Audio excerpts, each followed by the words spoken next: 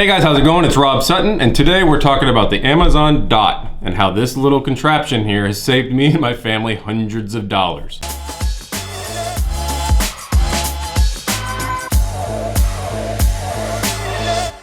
Alright guys, so on the surface, these little dots look like they're a bunch of nothing, right? The audio quality sucks. It's just a little disc that you can ask questions to. Where people really go wrong with these things is that they don't realize that the real purpose of them is actually in the third-party integration, not in the dot itself. So while this thing is a nice little novelty to have in the house, it's not really something that's really useful until you start plugging other parts of the house into it and making it so it's actually more of a smart hub for the house rather than something that just answers questions for you like, what's the date? So right now you're probably asking yourself, how does this thing save us money? Well, let's take a walk in the house and I'll show you how. All right, so here we are in the master bedroom. My wife wanted these two lights that she had found to hang on either side of the bed. We had power outlets at both sides of the bed, which made it easy to run a power wire down the wall and hide it. The only problem is neither one of those were actually switched. So basically we had one of two options. One, we can hire an electrician to actually wire it over to this switch panel and have 3 switches on this wall.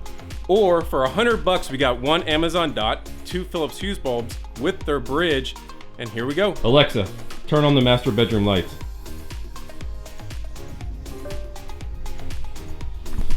Alexa, turn the master bedroom lights to 25%.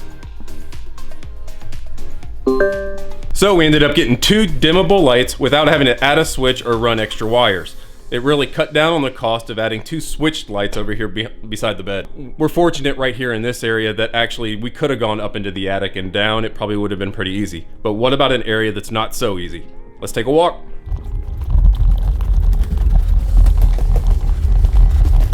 So over here in this breakfast area over here, we ran into the same issue. Plenty of power, but no switch. Alexa, turn the breakfast area lights to 100%. Same deal. Switched dimmable lights, controlled by the house and controlled by the little dot. You start doing that, it starts getting addictive. You even take ones that are switched and put them on hues. Alexa, turn the living room lights to 100%. Alexa, turn all lights off.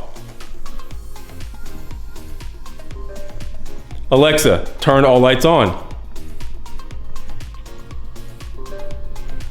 Hey guys, so thanks for taking a walk around the house with me as I showed you how we use these dots to control the lights in our house. It really has helped us out with saving money on electricians and saving money on power by using LED bulbs. So I know what some of you are thinking because I've gotten the same response from a lot of my friends. I don't want this little dot listening to me. Well, lift up your phone. Hey Siri.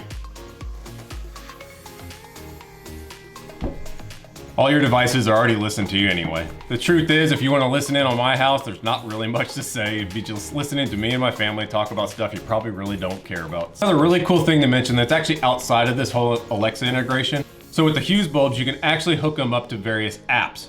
One of the apps that my wife uses is actually an alarm app that when she wakes up in the morning, it'll gradually bring just her side of the bed light up 30 minutes before she's supposed to wake up. So instead of getting a hard alarm, she gets gradual light coming up until the time she's supposed to be awake. It proved out to be a really cool feature of using smart bulbs. Second thing is that I found I was burning out a lot of those outside bulbs that you always forget to turn off, right? So you're going into the garage, you flick on a light, you flick it off. It's for the bulbs right above the garage doors. I was always leaving those on. They were always blowing out because they were running 24/7. So not only does that hurt you on power, but it hurts you on the cost of the bulb. So what you can do with the Hue bulbs is actually put them on a schedule. So now those lights come on at 8 p.m. and turn off at 8 a.m. I never have to think about it. I never have to switch them off. So it saves us on the power and they don't burn out nearly as fast because they're on only half the time as they were before.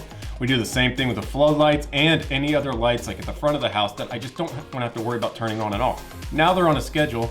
It just happens. And if you're ever out of town, a simple internet connection, you can turn off and on all your lights and put them on timers. It's great. And if you want to get some of those smart plugs, you can actually do the same thing with your Christmas lights. What I'll do is I'll link down in the description all of the stuff that we used in this video. And let me know in the comments if you want to see some more videos on how we integrate more smart home type functions in our house. We have the Harmony, the remote that can be controlled by voice, and a lot of other things that actually turn out to be pretty cool and have some cool functionality. If you guys like this video, be sure to hit that like button, subscribe for more videos like this, reviews, tutorials, and until the next one, we'll see you later.